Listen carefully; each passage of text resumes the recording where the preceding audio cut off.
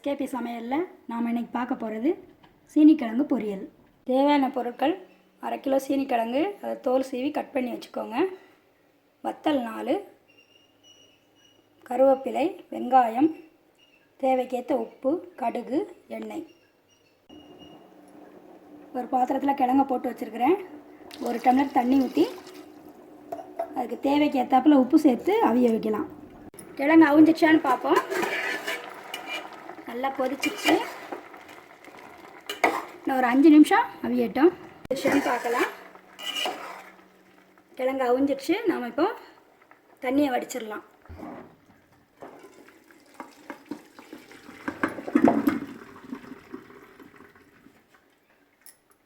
ஒரு பாத்திரத்தில் ஒரு 1.5 ஸ்பூன் எண்ணெய் ஊற்றியாச்சு. எண்ணெய் காஞ்சிருச்சு. கடுகு போடுறேன்.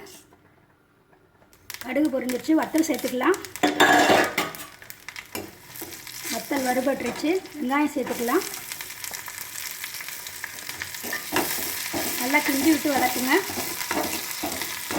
வெங்காயம் வதங்கிடுது. கருவேப்பிலை சேர்த்துக்கலாம்.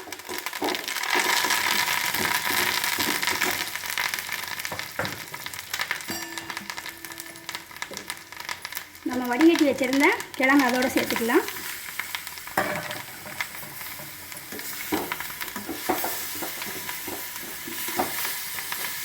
நல்லா கிண்டி விடுங்க ஒன்று போல்.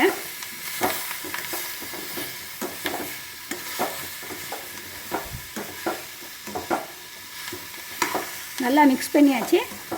இப்போ அடுப்பு ஆஃப் பண்ணி இறக்கி வச்சிடலாம்.